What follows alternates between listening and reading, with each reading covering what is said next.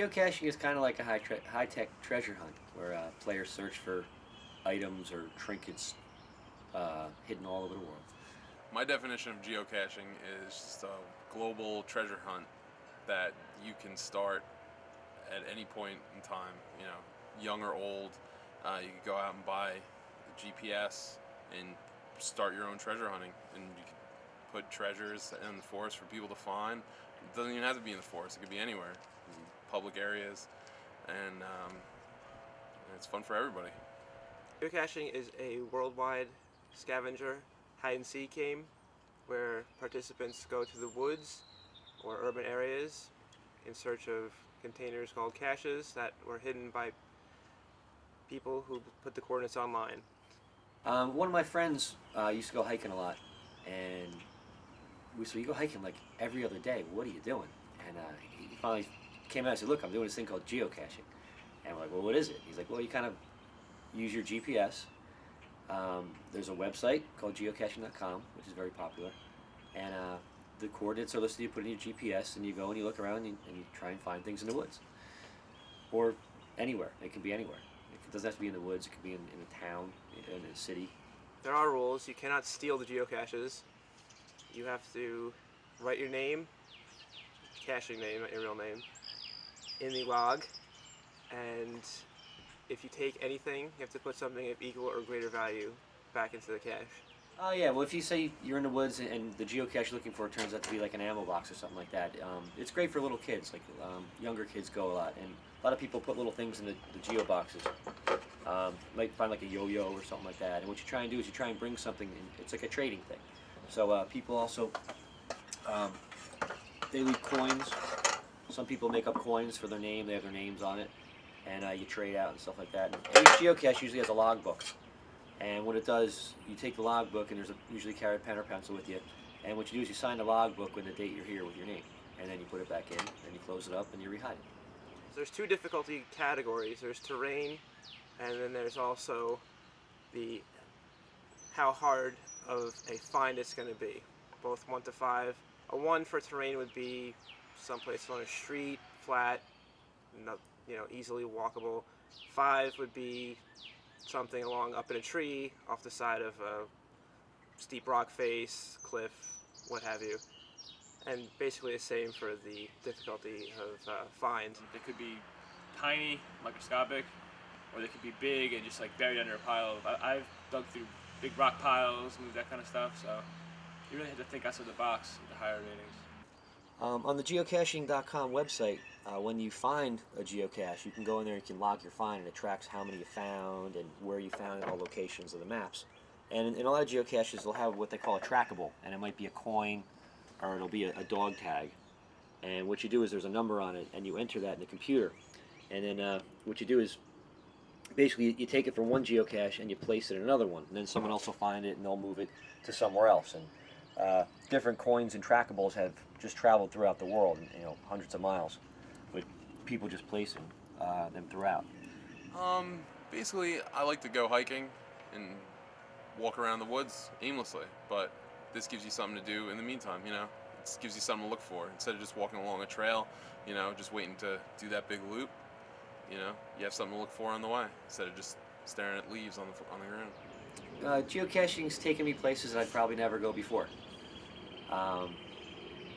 There's a lot of really cool places throughout the world, and probably in your own backyard that you really haven't seen, that you might not have ever gone to if it wasn't for looking for a silly little box in the woods.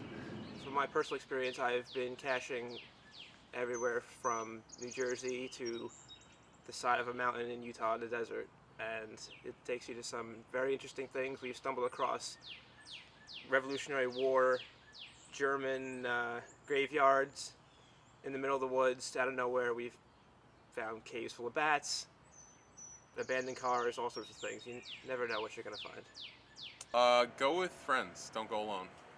It's better to have, more eyes looking for something. You can spend all day looking at something, never find it. You have a couple people looking around the area, get more caches done. Get an inexpensive GPS because you will lose it or break it, and start slow and small. Maybe something around in the urban areas or a park, nothing really too extreme at first. It's always out there to do, so I'd say try to explore it as much as you can. We did this one where it was an old water tower we had to climb up, and after we climbed it, there was a police officer waiting for us at the end saying we weren't supposed to be up there. But it wasn't listed in the cache, so we didn't know we weren't supposed to be up there. Geocaching.com is where we go. I think it's I don't know of too many other sites that actually do it, but it's pretty well organized.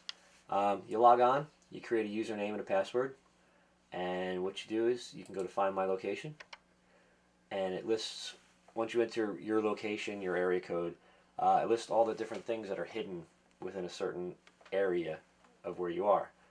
If I do a search, I can put in my zip code of wherever I am, and it'll list all the ones that are hidden near my area. It tells you how far away it is. It tells you if it's a small container, a large container. It tells you when it was first placed. It tells you when it was last found. Bring up a map if you're trying to plan your route ahead. Here's just this is maybe 2 square miles, and you can see all the little things that are hidden just right around where I live. Okay, I'm on the geocaching website, and we're going to look up a cache nearby, plug it into the coordinates to our GPS, and go and find it. Most geocaches are basically right off a trail that's been walked before.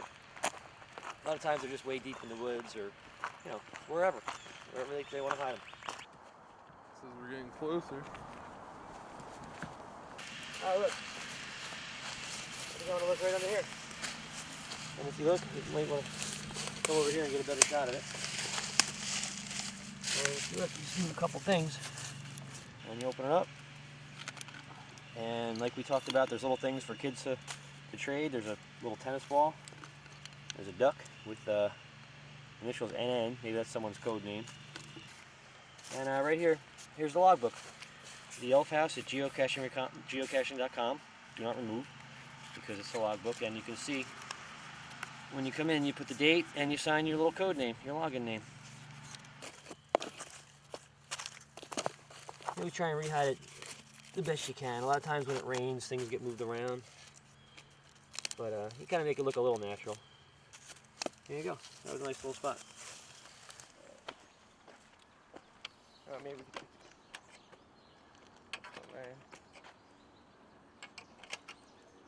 Check the other one.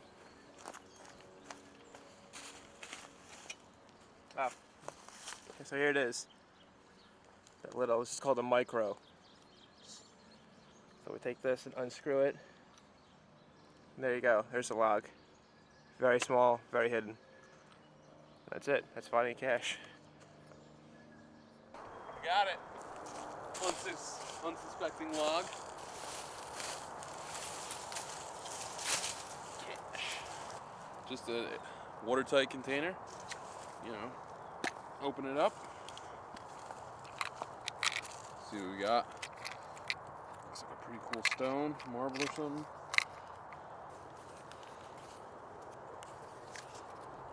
Here's all the information, all the people. I found this.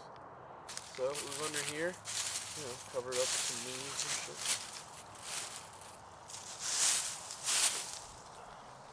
And that's it.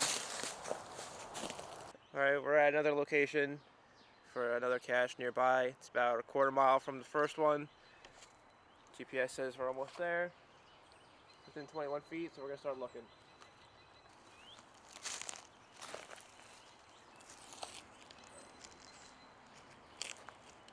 Alright, here we go.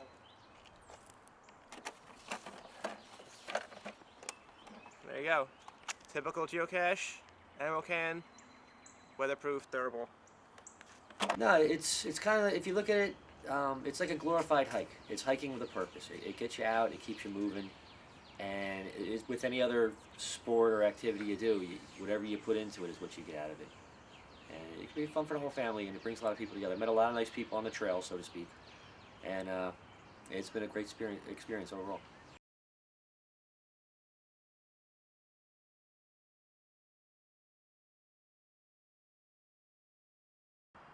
There's people approaching called muggles, non-geocachers, so we have to act natural.